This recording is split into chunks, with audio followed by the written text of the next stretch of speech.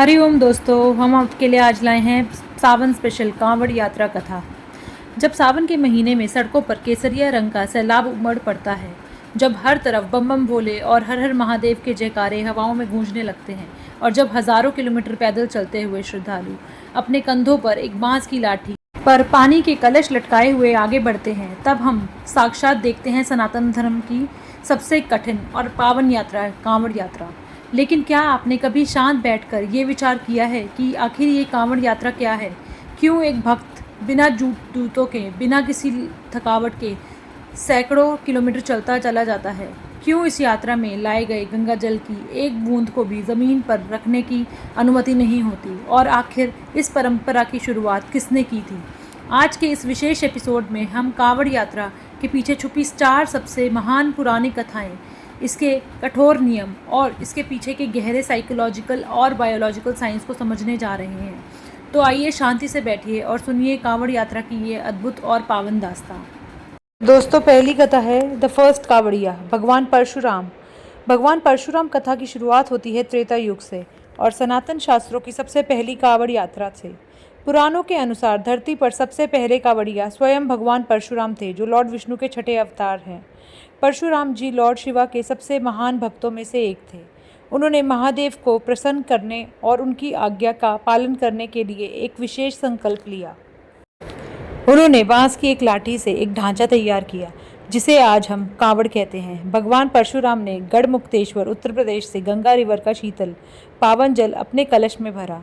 उन्होंने बिना किसी विश्राम के पैदल नंगे पैर चलकर उस जल को बागपट के पास स्थित पूरा महादेव टेम्पल तक पहुंचाया और शिवलिंग पर जल अभिषेक किया। जब परशुराम जी ने उस पावन गंगा जल से महादेव का अभिषेक किया, तब शिवलिंगा से एक दिव्य लाइट और कूलिंग एनर्जी प्रकट हुई। तभी से ये परंपरा शुरू हुई कि सावन के महीने में शिव भक्त पावन नदियों से गंगा जल लेकर महादेव के अलग अलग टेम्पल्स में जल अभिषेक करने जाते हैं।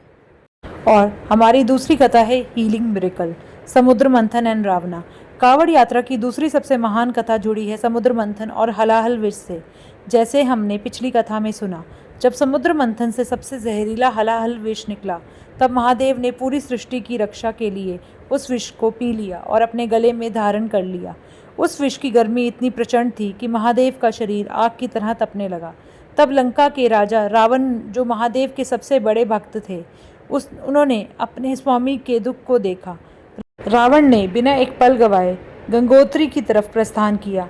उन्होंने बांस की कावड़ बनाई, उसमें पूरा गंगा जल भरा और भगवान महादेव की तरफ प्रस्थान किया। उन्होंने उस पावन जल से महादेव का जल अभिषेक किया, जिससे हलाहल विष की गर्मी शांत हुई और लॉर्ड शिवा को राहत मिली। इस कथा से यह संदेश मिलता है कि कांवड़ यात्रा सिर्फ एक यात्रा नहीं है, ये अपने आराध्य के दुख और उनके बलिदान का प्रति आभार व्यक्त करने का एक माध्यम है।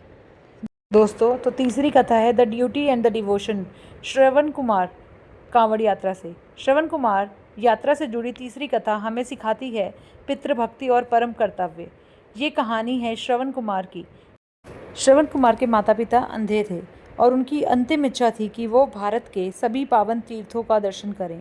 श्रवण कुमार ने बांस की लाठी के दोनों किनारों पर 2 टोकरियां बांधी, जिसे कावड़ के रूप में दिया गया, और अपने माता पिता को उनमें बिठाकर अपने कंधों पर उठाया। जब वो हरिद्वार पहुंचे तो उन्होंने वहां से पावन गंगा जल भरा और अपने माता पिता को वहां स्नान करवाया। स्वयं एक बूंद पानी भी नहीं पिया। उनकी इस निष्काम भक्ति और कर्तव्य को देखकर स्वयं भगवान शिव ने उन्हें आशीर्वाद दिया। श्रवण कुमार की ये कथा हमें बताती है कि कावड़ सिर्फ पानी ढोने का साधन नहीं है, ये हमारी जिम्मेवारियों, हमारे संस्कारों और हमारे कर्तव्यों को अपने कंधों पर उठाने का सिंबल है। दोस्तों, कावड़ रथ यात्रा के कुछ नियम और कानून होते हैं। कावड़ यात्रा यूं ही पूरी नहीं होती। इस यात्रा के नियम इतने कठोर हैं कि इसको करने के लिए दृढ़ इच्छा शक्ति की ज़रूरत होती है। पहला नियम, ज़मीन पर ना रखना। कावड़ में जब एक बार गंगा जल भर लिया जाता है तो उस कावड़ को जलाभिषेक होने तक ज़मीन पर रखना सख्त निषेध होता है। अगर कावड़ ज़मीन को छू जाए तो वो अशुद्ध मानी जाती है और भक्त को दोबारा नदी से जल भरना पड़ता है। ये नियम भक्त को हर पल माइंडफुल और अवेयर रहना सिखाता है। दूसरा नियम, equality and unshakeable ego cleanse. इस यात्रा में कोई अमीर नहीं होता, कोई गरीब नहीं होता। हर इंसान केसरिया कपड़े पहनता है और हर एक यात्री को सिर्फ एक ही नाम से पुकारा जाता है, भोले या कावड़िया। इससे व्यक्ति का सबसे बड़ा शत्रु ईगो पूरी तरह खत्म हो जाता है। तीसरा नियम, एब्सोल्यूट सात्विक लिविंग। साफ सफाई, बिना चप्पल पैदल चलना, शराब और नॉनवेज से दूर रहना और कॉन्टिन्यूस हर हर महादेव का जाप करना बॉडी एंड माइंड को प्यूरिफाई करता है। The scientific and psychological blueprint. अगर हम इस कथा के पीछे छुपे विज्ञान को देखें तो कांवड़ यात्रा हमारी फिजिकल और मेंटल हेल्थ को के लिए एक अल्टीमेट रीसेट कोड है। Endurance and dopamine detox. Monsoon के मौसम में पैदल चलना, अपने फिजिकल जोन से बाहर निकलना है। जब हजारों लोग एक साथ एक ही रिदम और भक्ति में चलते हैं तो एक एनर्जेटिक रेजोनेंस क्रिएट होता है जो व्यक्ति के अंदर डिप्रेशन, स्ट्रेस और होपलेसनेस को ख़त्म कर देता है। तो दोस्तों, कांवड़ यात्रा सिर्फ पानी लेकर चलने का नाम नहीं है। ये एक ऐसी यात्रा है जो इंसान को बाहर के शोर से हटाकर अंदर के शिव से जोड़ती है। ये हमें सिखाती है कि जब लक्ष्य पवित्र हो और संकल्प मजबूत हो तो पैरों के छाले भी रास्ते का रोड़ा नहीं बन सकते।